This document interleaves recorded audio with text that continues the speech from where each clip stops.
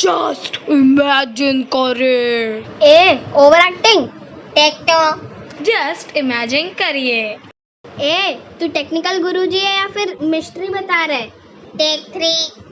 Just imagine करिए कि आपके शहर में एक बहुत नई एकदम कूल सी ट्रेन आई है और उस ट्रेन का फर्स्ट राइड सिर्फ आपको मिला है, एक स्पेशल अपॉर्चुनिटी। आपके अलावा और भी बहुत सारे लोग हैं, तो आप उस ट्रेन को बोर्ड करते हैं। वो ट्रेन के आसपास बहुत कुछ सब कुछ अच्छा चल रहा रहता है, बट जैसे ही एक सामने एक केव आता है, एक टनल आता है, उसके बाद से आप कुछ ऐसा देखते हैं, आपके बियॉन्ड ऑफ थिंकिंग है।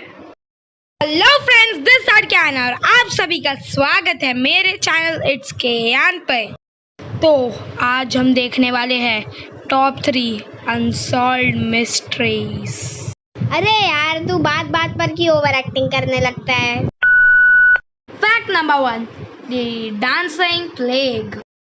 की तरह मार्केट में जाते हैं और अपनी सब्जियां खरीद रहे रहते हैं, बट तभी एक आंटी आकर पागलों जैसे डांस करना शुरू कर देती है। स्टार्टिंग में तो आपको लगता है कि ये सब नॉर्मल है, ये सब स्ट्रीट डांसर्स है, फिर उनको और भी लोग ज्वाइन कर लेते हैं, बट फिर आप नॉर्मली अपना सब्जियां लेकर चले जाते हैं।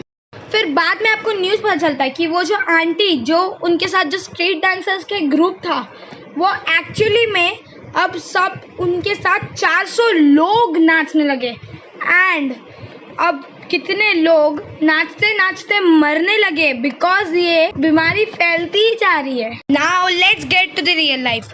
क्या अगर ये आपके साथ रियल लाइफ में होता, क्या आप इसे मानते? ऐसी सेम सिचुएशन हुई थी इन 1518, आज से 500 साल पहले, इन स्ट्रेसबर्ग एल्सेस, फ्रांस में। मैं जिन महिला के बारे में बात कर रहा था उनका नाम था मिस ट्रोफिया, जो कि 6 दिन तक कंटिन्यूस नाचती रही। जैसे ही रात होती थी वो नाचना बंद कर देती थी and within a week 34 लोग ज्वाइन हो चुके थे उसको एंड 2 महीने में 400 लोग। तो अकॉर्डिंग टू फिजिसिस्ट, जब उनको ये पता चला तो उनने बताया कि इसका सल्यूशन सिर्फ एक ही चीज़ हो सकती है कि हम लोग पूरे शहर में ऐसे स्टेजेस बनवा देते एंड वो लोग नाच नाच के खुद ही एग्जॉस्ट हो जाएंगे। बट इसका उल्टा हुआ, लोग मरते गए एंड आज तक इसका सही टाइम तक ये लास्ट किया, ये एस्टिमेट नहीं किया गया है, बट ऐसे थियोरीज के हिसाब से कहा जाता है कि ये 4 मंथ्स तक रहा। और आज के मॉडर्न साइंस के हिसाब से ये है कि हॉट ब्लड के वजह से हो रहा है। Fact number 2, time slip.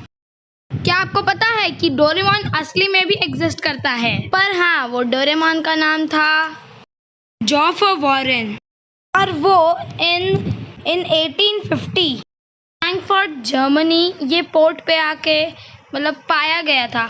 तो उनके पुलिस ऑफिसर्स को लगा कि ये तो एक टेररिस्ट होगा, फिर उसे अरेस्ट कर लिया गया। तो पुलिस ने उसके साथ इन्वेस्टिगेशन करना शुरू की and then they found that कि वो थोड़ी ऐसी लड़खड़ाती हुई है ना, जर्मन बोल रहा है।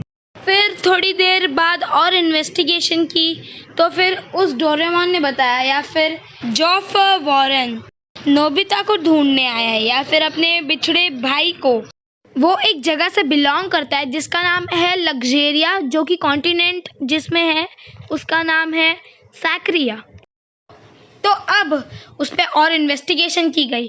देन अब थोड़ा मामला ज़्यादा ही कॉम्प्लिकेटेड हो रहा था, तो उसको इन्वेस्टिगेशन के लिए बर्लिन भेजा गया।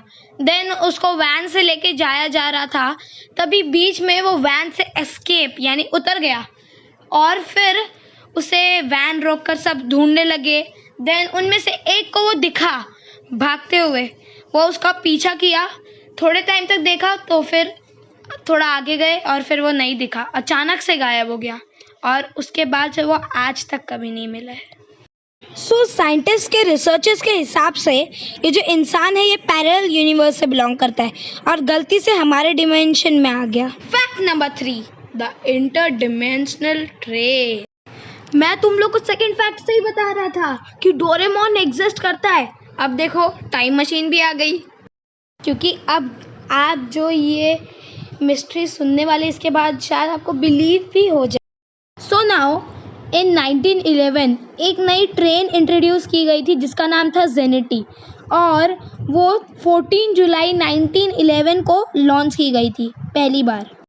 तो अब इसका स्पेशल अपॉर्चुनिटी दिया गया था 106 पैसेंजर्स को, जो कि स्पेशल अपॉर्चुनिटी बिल्कुल नहीं थी। तो सब सीनरी को एंजॉय कर रहे थे, बट ये जो खुशी थी ये तो सिर्फ 2 पल की खुशी थी। 104 पैसेंजर सावधान। क्या आपको पता है इस बंदर ने 104 पैसेंजर्स क्यों बोला? वॉच टिल द एंड, पता चल जाएगा। तो फिर सामने एक टनल आती है जिसका नाम रहता है लोम्बार्डी टनल। अब से शुरू होगा मूवी का मेन इंटरेस्ट। अरे यार फिर से ओवर एक्टिंग।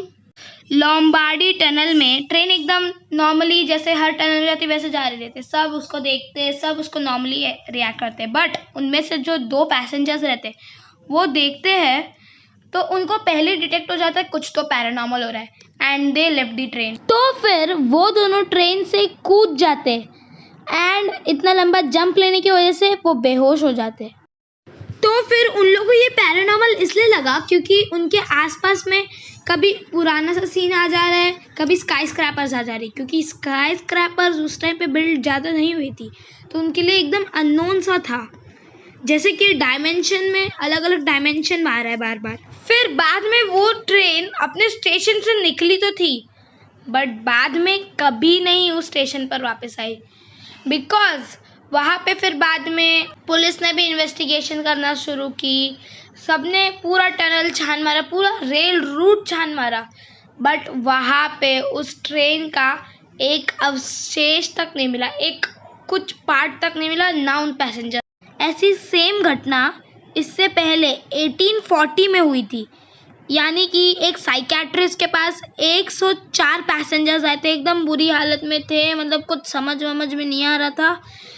तो वो लोग सब लोग वहाँ पे गए एंड उन लोग सब लोग को वो साइकियाट्रिस्ट ने देखा, तो उनमें से एक इंसान के पास एक सिगरेट की पैकेट थी जिसके ऊपर पैकेजिंग डेट था 1907, जबकि वो ईयर था 1840। तो अब ये बात हद से ज़्यादा मिस्टीरियस हो चुकी थी। आज भी उस टाइम ट्रैवलर ट्रेन के बारे में कुछ नहीं पता चला है, और आज भी कुछ लोगों को ऐसे ही वो ट्रेन दिखती रहती है रैंडमली कभी कभी। तो जाने से पहले लाइक सब्सक्राइब करने से भी ज़्यादा इम्पोर्टेंट प्लीज़ कमेंट कर दीजिए कि मेरे को अगले वीडियो से शॉर्ट्स डालने चाहिए कि नहीं, ताकि आप सारी इंफॉर्मेशन पे सबसे ज़्यादा अपडेटेड रहें। So that is it for today. मिलते हैं अगले वीडियो में, तब तक के लिए बाय बाय एंड जय हिंद।